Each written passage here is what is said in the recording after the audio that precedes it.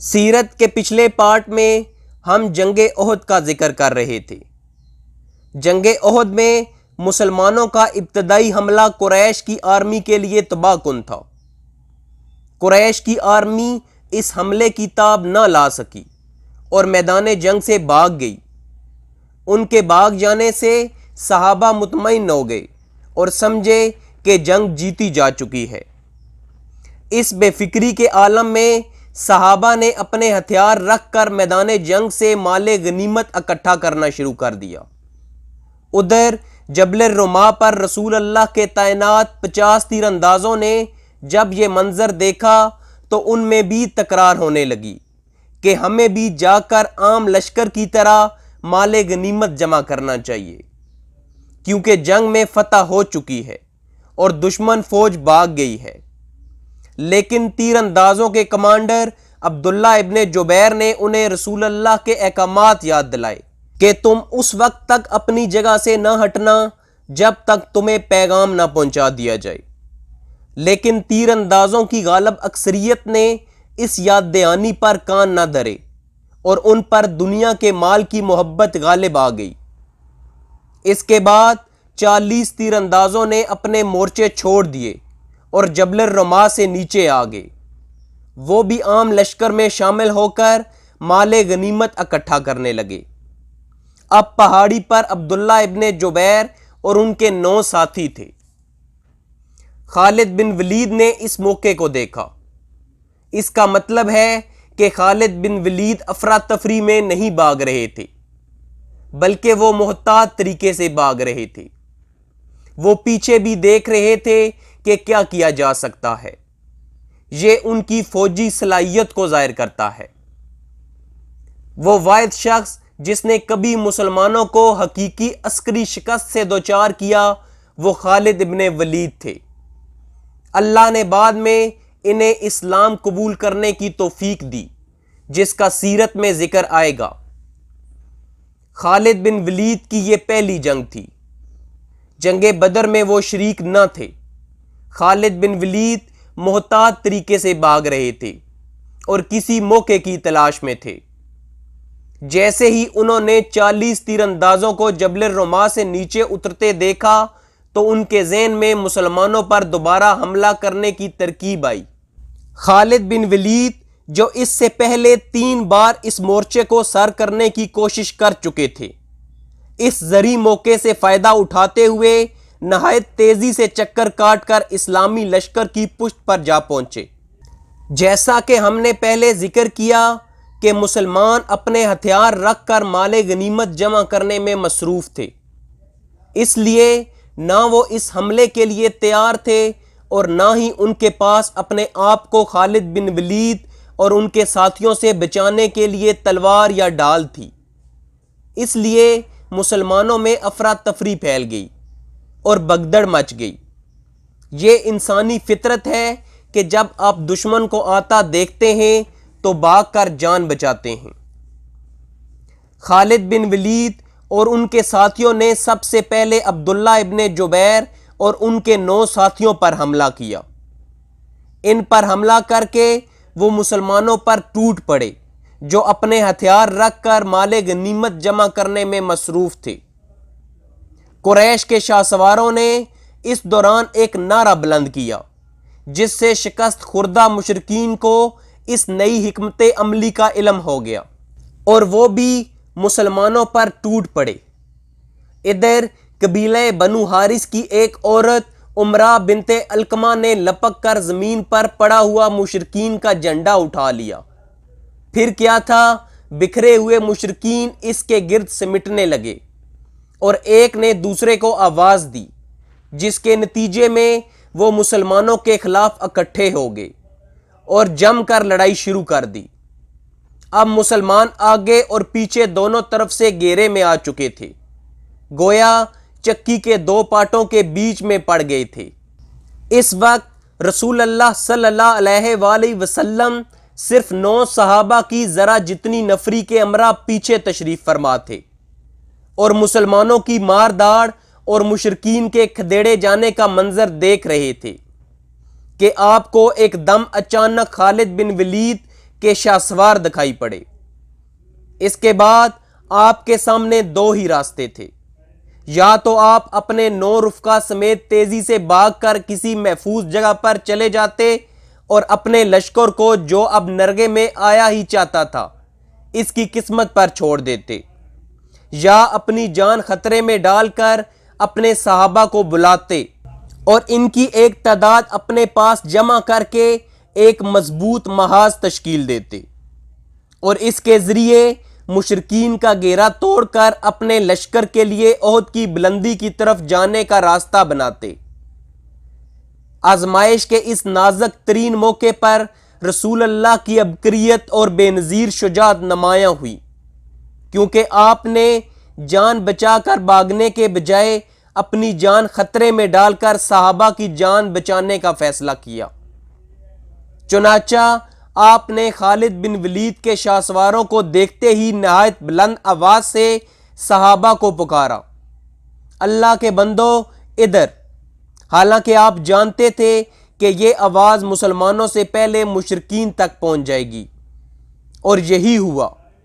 چنانچہ یہ آواز سن کر مشرکین کو علم ہو گیا کہ آپ صلی اللہ علیہ وآلہ وسلم یہیں موجود ہیں، لہٰذا ان کا ایک دستہ مسلمانوں سے پہلے آپ کے پاس پہنچ گیا اور باقی شہسواروں نے تیزی کے ساتھ مسلمانوں کو گھیرنا شروع کر دیا۔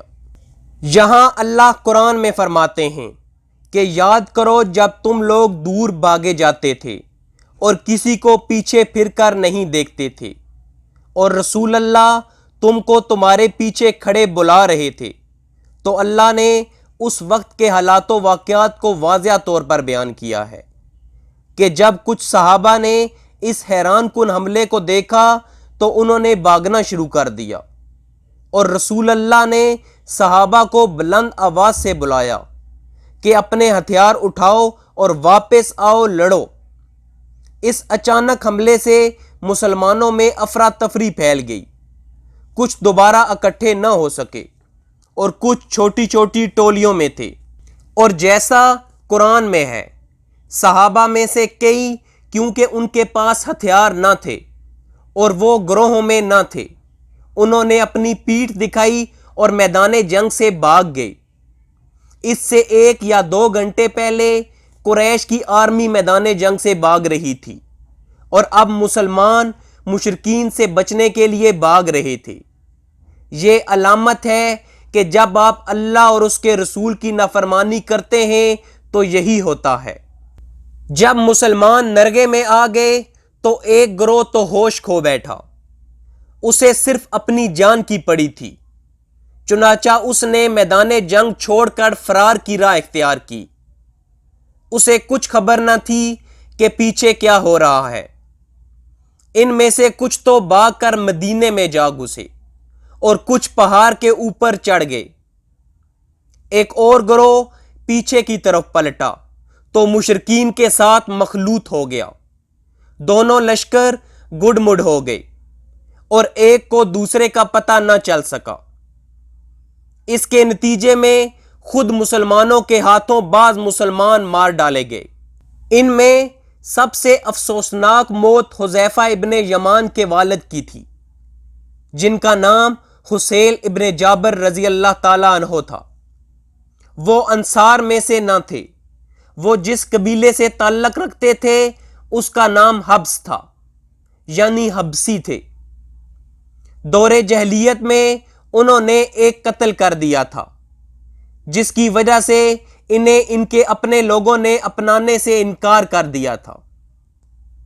حسیل ابن جابر کو وہاں سے بھاگنا پڑا۔ انہوں نے یثرب آ کر پناہ لی اور مدینہ کے ایک قبیلے سے اتحاد کر لیا جو بعد میں انصار بنے۔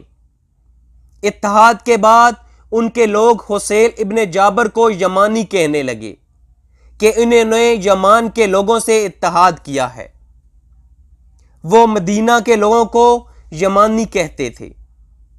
اس طرح حسیل ابن جابر کا عرفی نام یمان بن گیا۔ پھر انہوں نے مدینہ کی ایک عورت سے شادی کر لی۔ آخر کار جب رسول اللہ نے مکہ میں اسلام کی دعوت دی، یہ ابتدائی اسلام قبول کرنے والوں میں سے تھے۔ انہوں نے اسلام قبول کر لیا۔ پھر حذیفہ نے رسول اللہ کی مدینہ ہجرت سے قبل اسلام قبول کر لیا۔ حذیفہ مشہور تھے کیونکہ وہ صاحب سر ہیں، یعنی رسول اللہ نے حذیفہ کو تمام منافقین کے نام بتائے تھے جو اللہ نے رسول اللہ کو بتائے تھے۔ رسول اللہ نے انہیں تاکید کی تھی کہ یہ نام کسی کو نہ بتائے جائیں۔ ایک دفعہ عمر ابن خطاب نے حذیفہ سے پوچھا کہ میں منافق ہوں یا نہیں۔ حذیفہ نے کہا رسول اللہ نے آپ کا ذکر نہیں کیا، لیکن آپ کے بعد میں کسی سے اس کے متعلق بات نہ کروں گا۔ کہا جاتا ہے کہ حذیفہ نے ایسا اس لیے کیا کیونکہ وہ جانتے تھے کہ رسول اللہ نے اپنی زندگی میں جن 10 صحابہ کو جنت کی بشارت دی ان میں عمر بھی شامل ہیں، جن کو عشرہ مبشرہ کہا جاتا ہے۔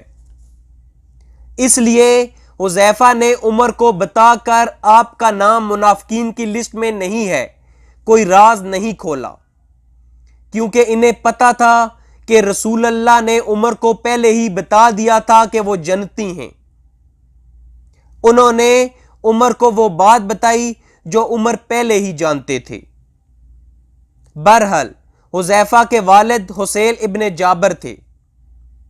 جب رسول اللہ نے مدینہ ہجرت کی تو حسیل ابن جابر نے آپ سے پوچھا، یا رسول اللہ میں مہاجرین میں سے ہوں یا انصار میں سے، کیونکہ وہ نہ مکہ سے تھے اور نہ ہی مدینہ سے۔ تو رسول اللہ صلی اللہ علیہ وآلہ وسلم نے کہا تم مہاجر بھی ہو اور انصاری بھی، کیونکہ وہ کسی اور سرزمین سے مدینہ ہجرت کر کے آئے تھے اور وہ مدینہ میں ہی رہتے تھے۔ تو رسول اللہ نے انہیں یہ اعزاز دیا کہ وہ انصاری بھی ہیں اور مہاجر بھی۔ جنگ بدر میں ایک مشہور واقعہ پیش آیا جس کا سیرت میں ذکر ہو چکا ہے کہ حذیفہ اور ان کے والد یمان، اب یہ واضح نہیں ہے کہ یہ دونوں مکہ سے باہر جا رہے تھے یا مدینہ سے نکل رہے تھے، لیکن قریش نے انہیں جنگ بدر کے لیے جاتے ہوئے پکڑ لیا۔ قریش جانتے تھے کہ یمان مدینہ سے نہیں ہیں، اس لیے ان کی ان سے کوئی دشمنی نہ تھی۔ قریش نے ان سے پوچھا تم کہاں جا رہے ہو؟ کیا تم محمد کی طرف سے لڑنے جا رہے ہو؟ حذیفہ ابن یمان اور ان کے والد نے کہا نہیں، ہمارا ایسا کوئی ارادہ نہیں۔ قریش ان کو قتل کر سکتے تھے، انہوں نے اپنی جان بچانے کے لیے ایسے کہا۔ تو قریش نے کہا نہیں، تمہیں اللہ کے لیے وعدہ کرنا پڑے گا کہ تم ہمارے خلاف نہیں لڑو گے۔ تو قتل ہونے کے ڈر سے انہوں نے وعدہ کیا کہ ہم قریش کے خلاف نہیں لڑیں گے۔ تو قریش نے انہیں چھوڑ دیا۔ حذیفہ ابن یمان اور ان کے والد رسول اللہ کے پاس گئے اور انہیں سارا واقعہ سنایا۔ رسول اللہ نے کہا جاؤ اور اپنا وعدہ پورا کرو اور مدینہ واپس جاؤ، یعنی تم لوگوں نے ان کے خلاف نہ لڑنے کا وعدہ کیا ہے، اب اس وعدے کو پورا کرو۔ حذیفہ ابن یمان اور ان کے والد نے بدر میں حصہ نہ لینے کے باوجود بدری صحابہ ہونے کا اعزاز حاصل کیا۔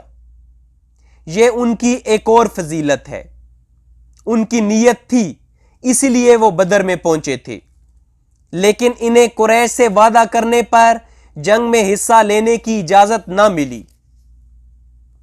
یہ ظاہر کرتا ہے حتیٰ کہ اگر دشمن کے ساتھ بھی مخصوص وعدہ کیا جائے تو اس کو بھی توڑا نہیں جا سکتا۔ تو حسیل ابن جابر جنگ احد کے وقت بہت بوڑھے تھے، انہیں نظر نہیں آتا تھا۔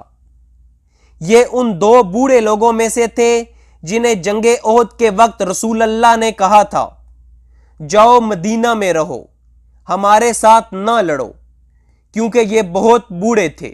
تو حسیل ابن جابر اور دوسرے بوڑھے انصاری عورتوں اور بچوں کے ساتھ بیٹھے ہوئے تھے۔ ان کے ایمان نے انہیں جھنجھوڑا تو انہوں نے ایک دوسرے اور اپنے آپ کو کوسنا شروع کر دیا۔ حسیل ابن جابر نے کہا، ہم کتنا اور جی لیں گے، 1 یا 2 دن؟ دوسرے شخص نے کہا، تم ٹھیک کہتے ہو، چلو میدان جنگ میں چلیں، ہو سکتا ہے اللہ ہمیں شہادت کی موت دے جو ہم چاہتے ہیں۔ دونوں نے جنگ میں جانے کا فیصلہ کیا، حالانکہ دونوں کو جنگ میں حصہ لینے سے استثنا ملا ہوا تھا، اور جب وہ احد میں پہنچے تو خالد بن ولید پلٹ کر مسلمانوں پر حملہ کر رہے تھے، یعنی وہ افراتفری کے وقت آئے۔ چنانچہ صحیح بخاری میں حضرت عائشہ رضی اللہ تعالی عنہا سے مروی ہے کہ احد کے روز پہلے مشرکین کو شکست فاش ہوئی، اس کے بعد ابلیس نے آواز لگائی کہ اللہ کے بندوں پیچھے، اس پر اگلی صف پلٹی اور پچھلی صف سے گتھ گئی۔ حذیفہ رضی اللہ تعالی عنہ نے دیکھا کہ ان کے والد یمان پر حملہ ہو رہا ہے، وہ بولے، اللہ کے بندوں میرے والد ہیں، لیکن خدا کی قسم لوگوں نے ان سے ہاتھ نہ روکا، یہاں تک کہ انہیں مار ہی ڈالا۔ حذیفہ نے کہا، اللہ آپ لوگوں کی مغفرت کرے۔ حضرت عروہ کا بیان ہے کہ باخدا حضرت حذیفہ میں ہمیشہ خیر کا بقیہ رہا، یہاں تک کہ وہ اللہ سے جا ملے۔ جنگ کے اختتام پر جب صحابہ نے حذیفہ سے معافی مانگی تو انہوں نے انجانے میں باپ کو قتل کرنے والے مسلمانوں کو معاف کر دیا۔ رسول اللہ صلی اللہ علیہ وآلہ وسلم نے بیت المال سے انہیں ان کے والد کا خون بہا ادا کیا، کیونکہ یہ مسلم امہ کی ذمہ داری تھی۔ جیسا کہ پہلے ذکر ہو چکا ہے کہ اس وقت خون بہا 100 اونٹ تھے، جو بہت بڑی رقم تھی۔ حذیفہ نے تمام اونٹ فقراء میں بانٹ دیے، پھر رسول اللہ نے انہیں صاحب و سر ہونے کا اعزاز بھی دیا۔ جیسا کہ ہم نے ذکر کیا کہ مسلمانوں میں سخت انتشار اور بدنظمی پیدا ہو گئی تھی، ہم صرف مخصوص واقعات کا ذکر کر سکتے ہیں جو رونما ہوئے۔ جنگ احد کا ایک افسوسناک واقعہ حمزہ ابن عبد المطلب کی شہادت ہے، جو رسول اللہ کے چچا اور قریبی دوست تھے۔ انہوں نے مکہ میں رسول اللہ کی حفاظت کی۔ حمزہ نے ابتدا میں اصل ایمان کی وجہ سے اسلام قبول نہیں کیا تھا، بلکہ انہوں نے قبائلی فخر کی وجہ سے اسلام قبول کیا تھا۔ انہوں نے اسلام قبول کیا کیونکہ ابو جہل نے ان کے بھتیجے کو برا بلا کہا تھا۔ حمزہ اس پر اتنا غصہ ہوئے کہ کسی نے ان کے خاندان کی تذلیل کی کہ فوری طور پر انہوں نے کہا، تم نے میرے بھتیجے کی تذلیل کی، جاؤ میں بھی اپنے بھتیجے کے دین پر ہوں۔ اس پر انہیں احساس ہوا کہ انہوں نے کیا کہہ دیا ہے، لیکن ایک دفعہ جو الفاظ انہوں نے کہہ دیے تھے وہ انہیں واپس نہیں لے سکتے تھے۔ پھر اس کے بعد ان کا ایمان مضبوط سے مضبوط تر ہوتا گیا، حتیٰ کہ وہ سید الشہداء بنے۔ حمزہ کو وحشی نے قتل کیا تھا۔ وحشی جبیر ابن مطعم کا غلام تھا۔ جبیر ابن مطعم ابن عدی کے بیٹے تھے۔ مطعم ابن عدی کا ذکر سیرت میں ہو چکا ہے۔ وہ نوبل انسان تھے، لیکن باپ اور بیٹا مختلف ہو سکتے ہیں۔ جبیر ابن مطعم نے بعد میں اسلام قبول کر لیا تھا، لیکن اس وقت وہ مشرک تھے۔ ان کے والد مطعم ابن عدی قریش میں ابو طالب کے بعد رسول اللہ کی مخالفت کرنے والے سب سے نوبل شخص تھے۔ مطعم ابن عدی جنگ بدر میں شریک نہ تھے، وہ جنگ بدر سے پہلے فوت ہو گئے تھے۔ مطعم ابن عدی ہی وہ تھے جن کے بارے میں رسول اللہ نے بدر کے بعد کہا تھا کہ اگر مطعم ابن عدی اس وقت زندہ ہوتے اور وہ بدر میں قریش کے قیدیوں کے بارے میں ایک لفظ بھی کہہ دیتے تو میں ان سب کو ان کے حوالے کر دیتا۔ یہ مطعم ابن عدی تھے، اور انہی کے بیٹے जुबैर इब्ने मुतिम थे। जंगे बदर में मुतिम इब्ने अदी के भाई और जुबैर इब्ने मुतिम के चचा कत्ल हो गए थे। उनका नाम तुएमा इब्ने अदी था। वो कुरैश की जानिब से लड़ता हुआ मुसलमानों के हाथों मारा गया था। उसको हमजा रजी अल्लाह ताला अन्हो ने कत्ल किया था।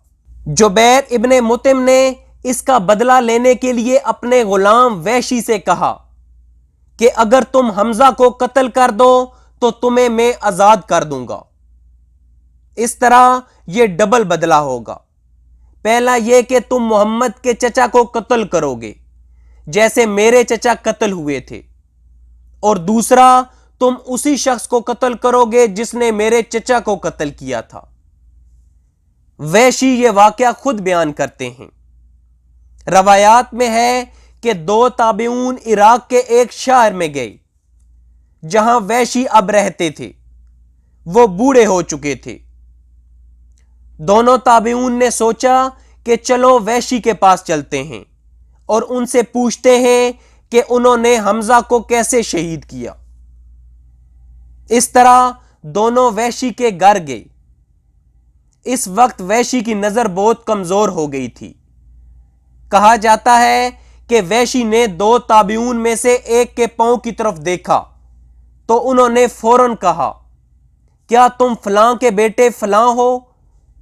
उस ताबी ने कहा, जी हां, मैं वही हूं।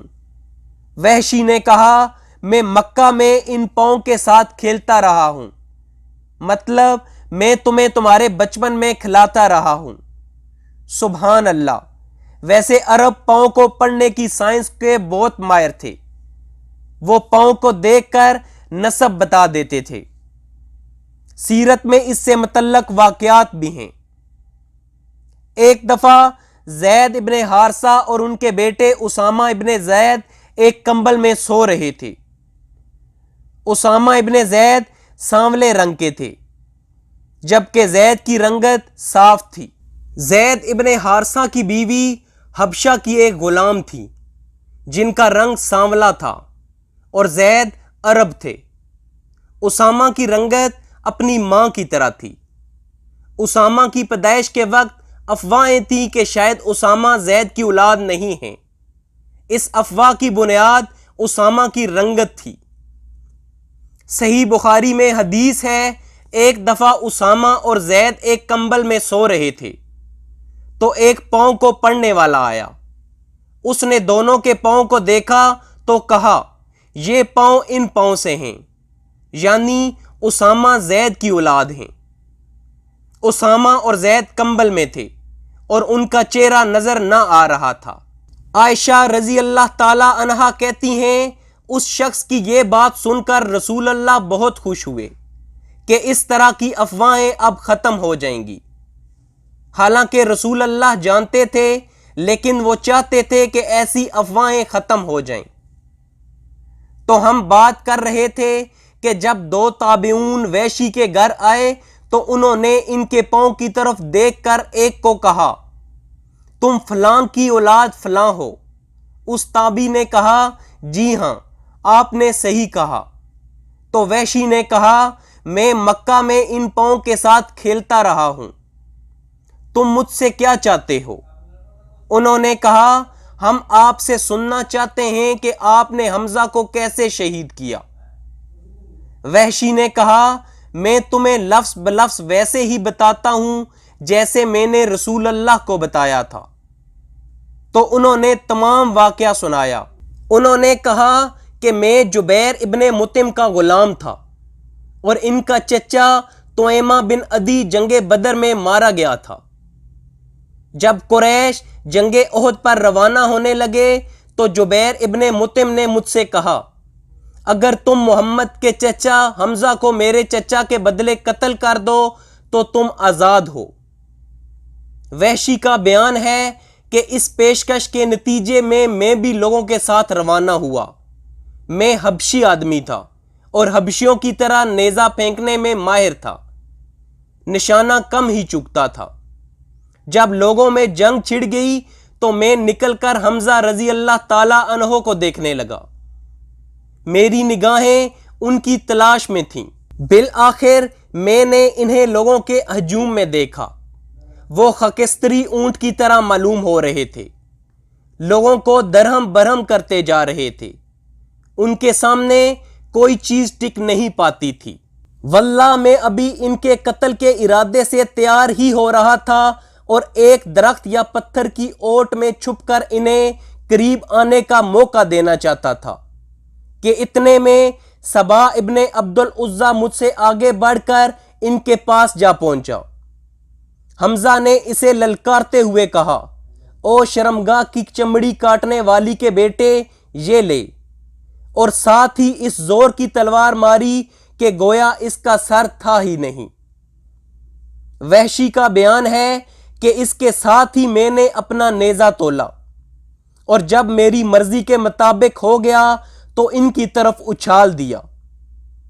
نیزہ ناف کے نیچے لگا اور دونوں پاؤں کے بیچ سے پار ہو گیا۔ انہوں نے میری طرف اٹھنا چاہا لیکن مغلوب ہو گئے۔ میں نے ان کو اسی حال پر چھوڑ دیا یہاں تک کہ وہ فوت ہو گئے۔ اس کے بعد میں نے ان کے پاس جا کر اپنا نیزہ نکال لیا اور لشکر میں واپس جا کر بیٹھ گیا۔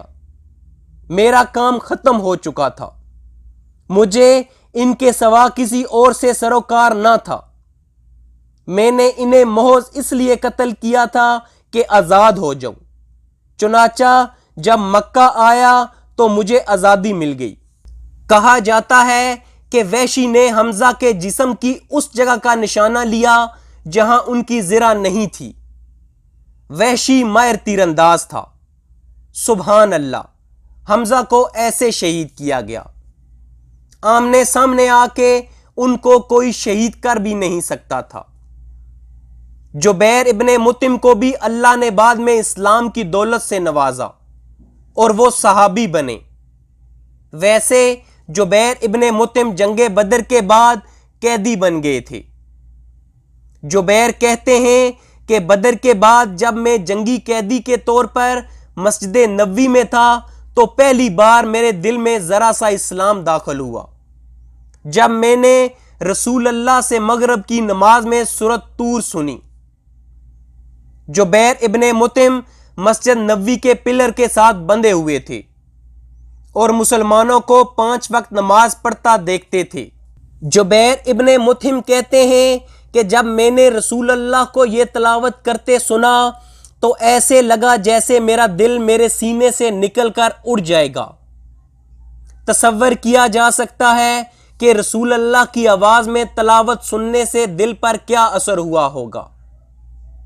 تو جبیر ابن مطعم کہتے ہیں کہ وہ پہلی مرتبہ تھا جب ایمان میرے دل میں اترا، لیکن اللہ کی قدر سے اس وقت انہوں نے اسلام قبول نہیں کیا اور نہ ہی احد میں کیا۔ انہوں نے کچھ ایسی چیزیں کرنی تھی جن کی حکمت اللہ ہی جانتے ہیں۔ وہ اس وقت مسلمان نہیں تھے، لیکن آخرکار انہوں نے اسلام قبول کر لیا تھا۔ ویسے وحشی رضی اللہ تعالی عنہ کی زندگی کا ایک تاریک پہلو بھی تھا۔ انشاءاللہ اللہ انہیں معاف کریں گے۔ بالآخر وہ صحابی ہیں اور انہوں نے اس گناہ سے توبہ بھی کی تھی۔ جب رسول اللہ نے مکہ فتح کیا تو وحشی طائف بھاگ گئے تھے، کیونکہ وہ اور ہر کوئی جانتا تھا کہ رسول اللہ حمزہ کی شہادت سے کتنے غمزدہ تھے۔ وحشی جانتے تھے کہ رسول اللہ انہیں نہیں چھوڑیں گے، تو رسول اللہ کے مکہ پہنچنے سے پہلے وحشی بھاگ کر طائف چلے گئے تھے۔ طائف، جیسا کہ سیرت میں آگے جا کر ذکر کریں گے کہ فتح مکہ کے بعد 1 سال تک طائف غیر مسلم رہا اور وحشی وہیں رہے۔ پھر اگلے سال طائف بھی دائرہ اسلام میں داخل ہو گیا تو طائف نے وفد بھیجا۔ وحشی کہتے ہیں اس وقت مجھے کچھ سمجھ نہیں لگ رہی تھی، مجھے لگ رہا تھا کہ میرے لیے سارے راستے بند ہو گئے ہیں۔ پھر میں نے سوچا کہ جلا وطنی میں شام چلا جاؤں۔ آخرکار کسی نے مجھ سے کہا، افسوس ہے تم پہ وحشی، تم نہیں جانتے کہ اگر تم اس شخص کے دین کو قبول کرتے ہو تو وہ کسی ایسے شخص کو قتل نہیں کرتا جو اس کا دین قبول کرتا ہے۔ تو وحشی کہتے ہیں اس وقت میں نے اسلام قبول کرنے کا فیصلہ کیا۔ یقینی طور پر اس وقت وحشی جس وجہ سے اسلام قبول کر رہے تھے اس کو سمجھا جا سکتا ہے، یعنی ایسی وجہ نہیں تھی جس کی وجہ سے ابو بکر یا عمر نے اسلام قبول کیا تھا۔ تو وحشی نے کہا میں نے اسلام قبول کرنے کا فیصلہ کیا، میں نے پگڑی سے اپنے چہرے کو چھپایا اور مکہ چلا گیا، میں رسول اللہ کے سامنے گیا اور پگڑی اتار دی، کیونکہ وحشی جانتے تھے کہ اگر وہ چہرہ نہ چھپائیں گے تو انہیں پہچانتے ہی قتل کر دیا جائے گا۔ وحشی کہتے ہیں میں نے رسول اللہ کے سامنے جا کر پگڑی اتار دی، اس سے پہلے کہ کوئی کچھ کرتا میں نے کلمہ شہادت پڑھا اور اسلام قبول کر لیا۔ تو رسول اللہ صلی اللہ علیہ وآلہ وسلم نے کہا تم وحشی ہو؟ انہوں نے کہا جی ہاں میں وحشی ہوں۔ رسول اللہ نے کہا آؤ اور مجھے بتاؤ تم نے حمزہ کو کیسے شہید کیا؟ تو وحشی نے آپ صلی اللہ علیہ وآلہ وسلم کو بتایا کہ انہوں نے حمزہ کو کیسے شہید کیا۔ وحشی کہتے ہیں یہ سن کر رسول اللہ اتنے روئے کہ ان کی داڑھی تر ہو گئی۔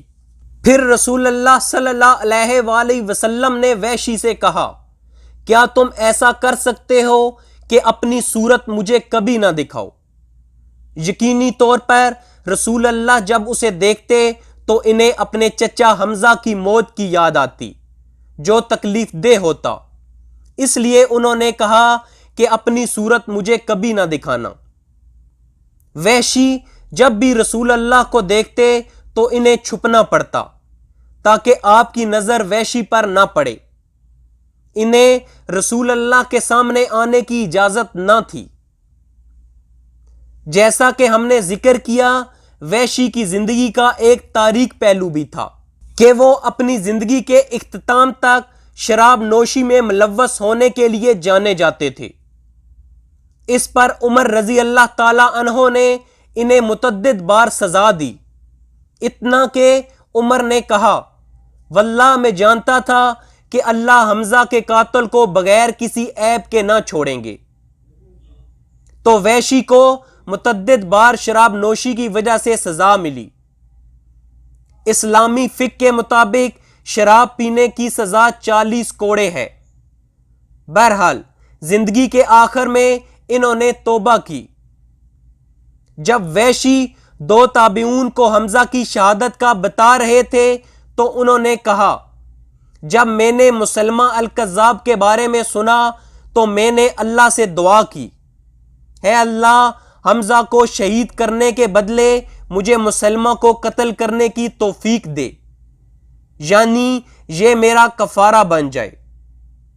تو وحشی کہتے ہیں میں نے وہی نیزہ جس سے حمزہ کو شہید کیا اس کو لیا اور خالد ابن ولید کے ساتھ گیا۔ اب وحشی کی عمر زیادہ ہو گئی تھی، یہ حمزہ کو قتل کرنے کے 1 دہائی سے بھی زیادہ عرصے کے بعد کی بات ہے۔ ویسے وحشی کہتے ہیں مسلمہ الکذاب کے خلاف جنگ کے لیے میں خالد ابن ولید کے ساتھ گیا، میں نے مسلمہ کو ایسے نشانہ بنایا جیسے حمزہ کو بنایا تھا، اور وہ کہتے ہیں کہ جب میں مسلمہ الکذاب کے سامنے آیا تو میں نے اپنا نیزہ اس کی طرف پھینکا، اسی وقت ایک انصاری نے دوسری جانب سے اس پر تلوار سے حملہ کیا، تو اللہ جانتے ہیں کہ دونوں میں کس نے اس کو قتل کیا۔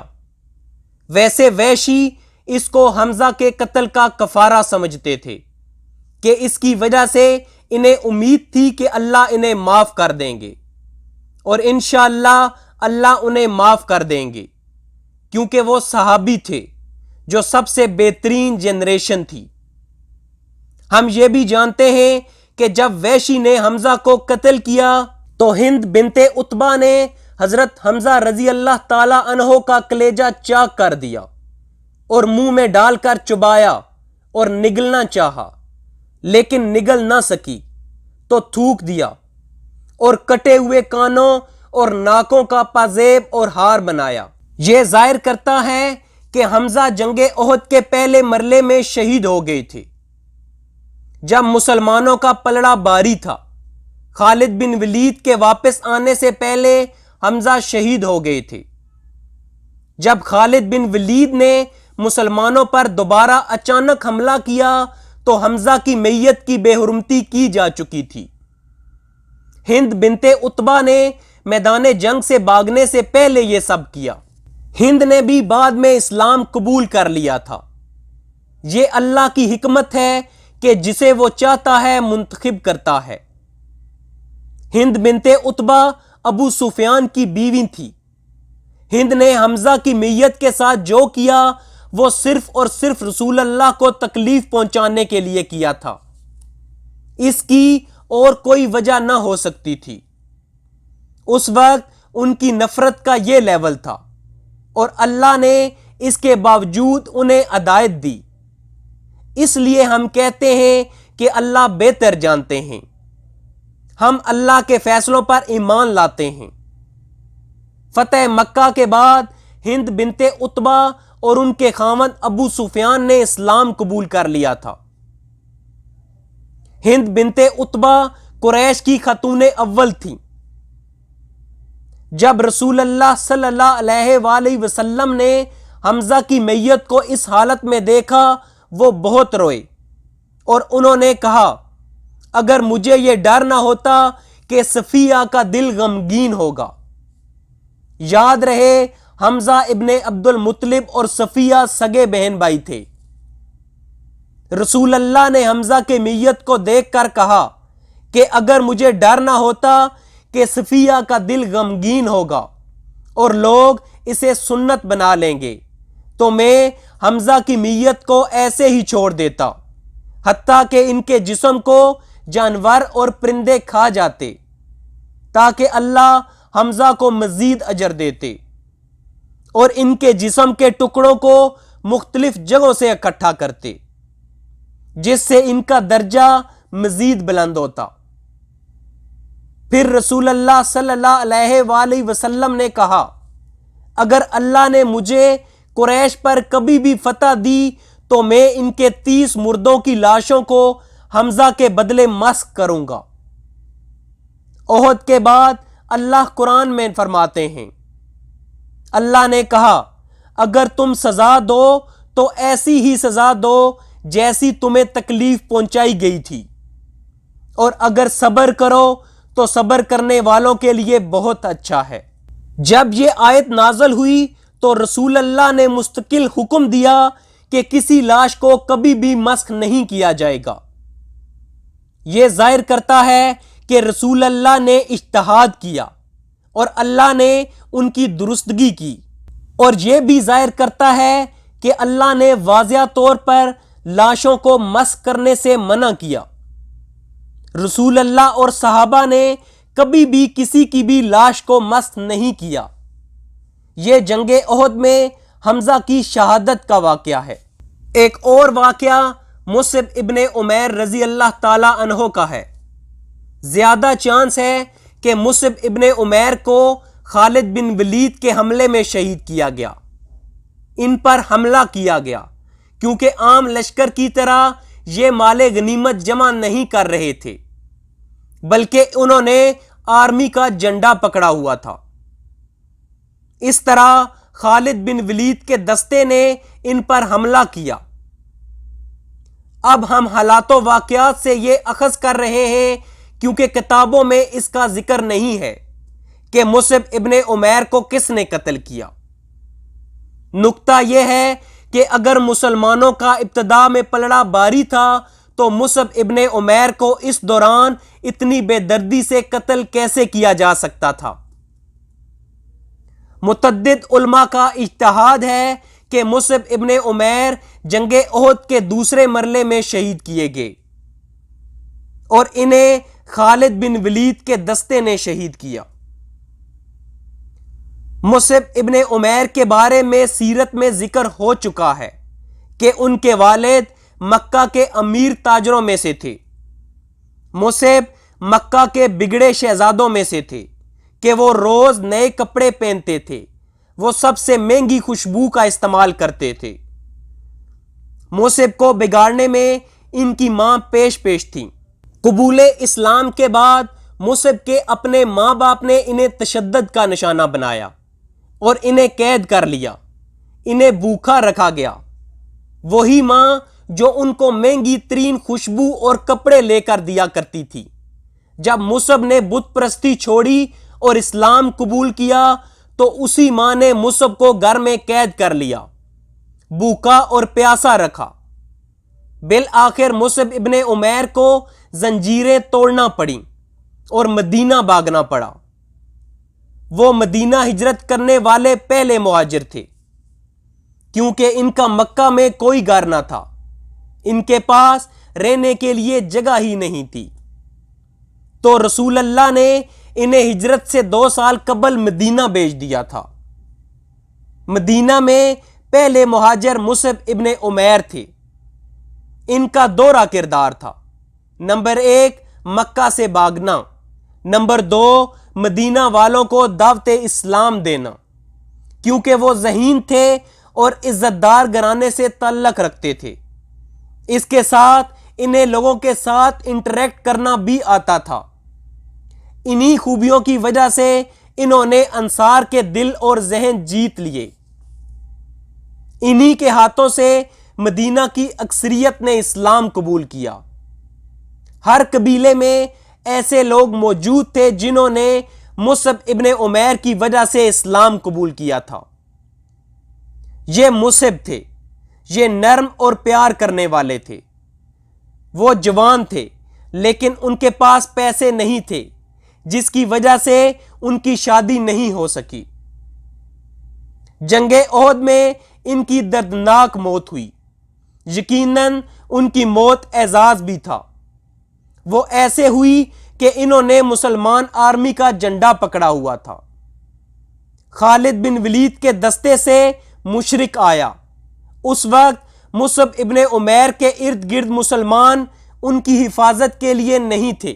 مشرکین نے ان کے دانے ہاتھ پر اس زور کی تلوار ماری کہ ہاتھ کٹ گیا۔ اس کے بعد انہوں نے بائیں ہاتھ میں جھنڈا پکڑ لیا اور کفار کے مقابلے میں ڈٹے رہے۔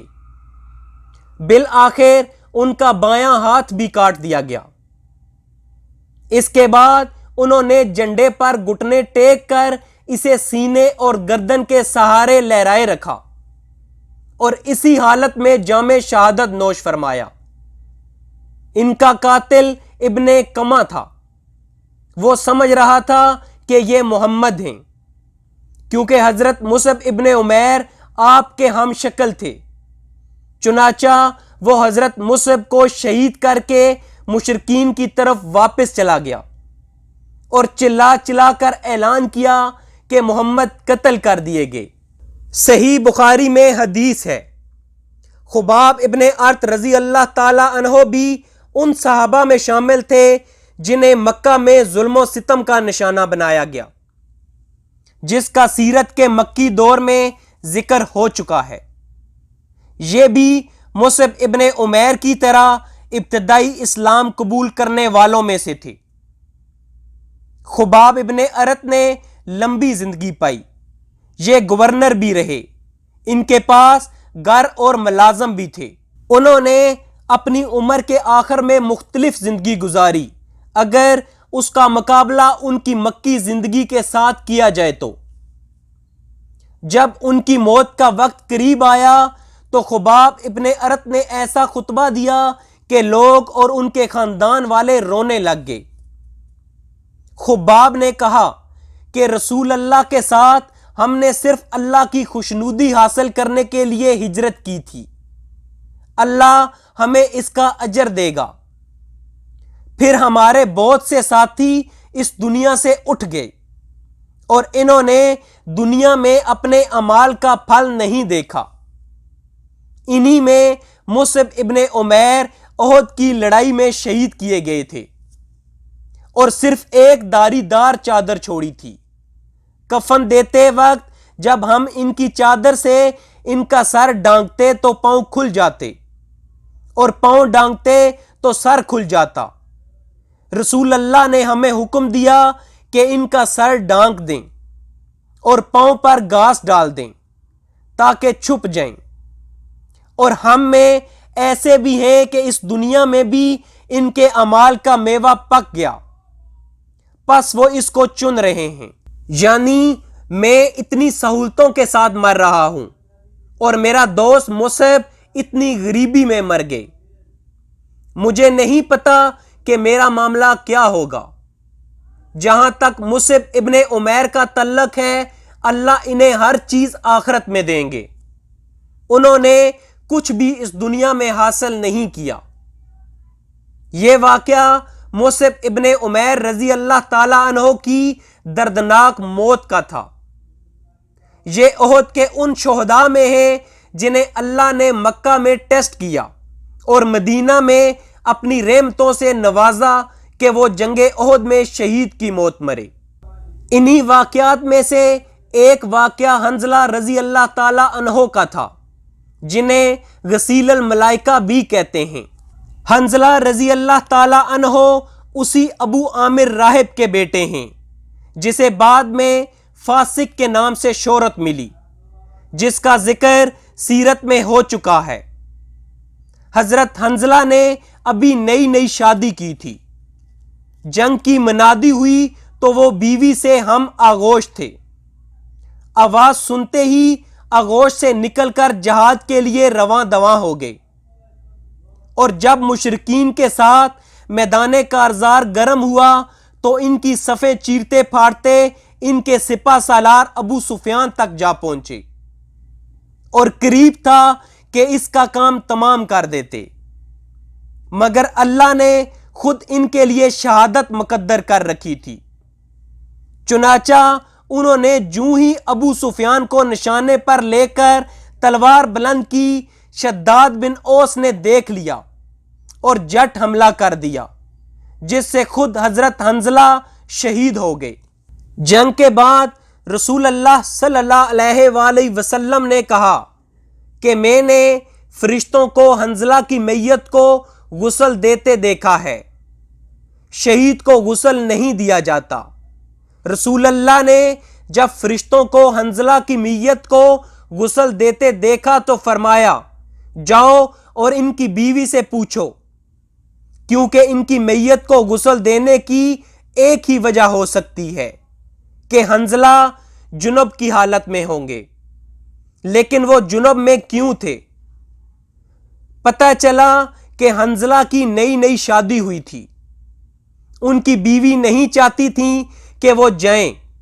جنگ کی صبح میاں بیوی میں تعلق قائم ہوا، پھر انہیں غسل کا وقت نہ ملا اور وہ اسی حالت میں جنگ کے لیے روانہ ہوئے اور جنگ میں شہید ہو گئے۔ سبحان اللہ! ان کی شہادت کے بعد فرشتوں نے انہیں جنت میں لے جاتے ہوئے راستے میں غسل دیا۔ ایک اور واقعہ کزمان کا ہے جو بہت دلچسپ ہے۔ کزمان منافقین میں سے تھا۔ یہ جنگ سے پہلے عبداللہ ابن ابی کے ساتھ واپس مدینہ آ گیا تھا۔ یہ جنگ نہ کرنا چاہتا تھا، یہ جنگجو تھا۔ جب یہ واپس گھر گیا تو مسلمان عورتوں نے اسے برا بھلا کہنا شروع کر دیا، ان کا مذاق اڑانے لگ گئیں۔ انہوں نے کہا، تم کس قسم کے مرد ہو؟ تمام مردوں کو میدان جنگ میں چھوڑ کر ہمارے پاس آ گئے ہو، کیا تم میں کوئی شرم ہے؟ اس پر کزمان کو بہت شرمندگی ہوئی کہ عورتیں میرا گھر آنے پر مذاق اڑا رہی ہیں۔ پھر اس نے واپس جانے کا فیصلہ کیا، لیکن اب اس کی نیت کیا تھی؟ اس کی نیت اللہ کے لیے نہیں تھی بلکہ اپنی مردانگی ظاہر کرنا تھی۔ تو وہ میدان جنگ میں ہتھیاروں سے لیس ہو کر آیا۔ کزمان جنگجو تھا۔ کزمان نے اتنی بہادری سے جنگ لڑی کہ ایک صحابی رسول اللہ کے پاس آئے۔ یہ واقعہ جنگ کے ابتدائی مرحلے میں ہوا جب مسلمانوں کا پلڑا باری تھا۔ ایک صحابی رسول اللہ کے پاس آئے اور کہا، یا رسول اللہ، قزمان بڑی زبردست لڑائی لڑ رہے ہیں، جہاں بھی وہ جا رہے ہیں دشمن کی صفیں پلٹ رہے ہیں۔ رسول اللہ صلی اللہ علیہ وآلہ وسلم نے کہا، وہ جہنم کی آگ میں جائے گا۔ صحابی کہتے ہیں، میں یہ سن کر حیران رہ گیا کہ یہ آدمی جو یہ جنگ لڑ رہا ہے اس کے باوجود یہ جہنم کی آگ میں جائے گا، کچھ نہ کچھ تو غلط ہے۔ تو انہوں نے کہا، میں نے اس کا پیچھا کرنے کا فیصلہ کیا کہ کوئی تو وجہ ہوگی۔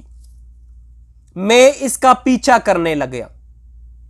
آخر کار قزمان کو ایک تیر لگا جس کے درد سے وہ آہو پکار کرنے لگا، حتیٰ کہ وہ اس تیر کا درد برداشت نہ کر سکا۔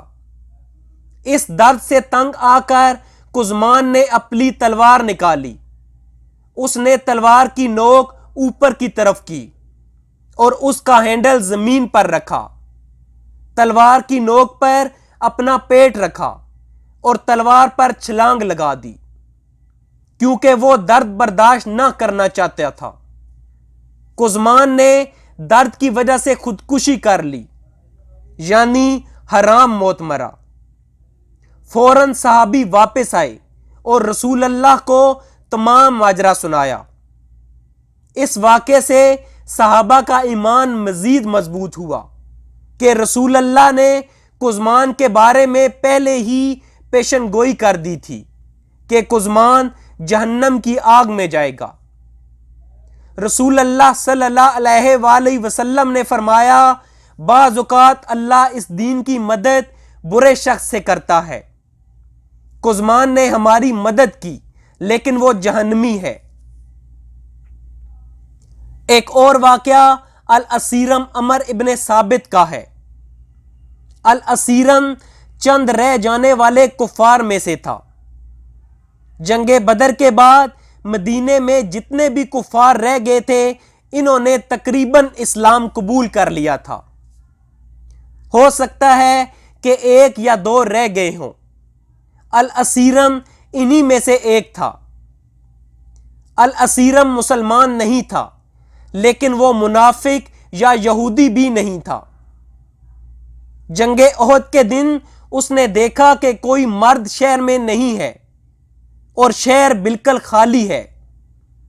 وہ مسلمانوں کے ساتھ مل کر نہیں لڑنا چاہتا تھا۔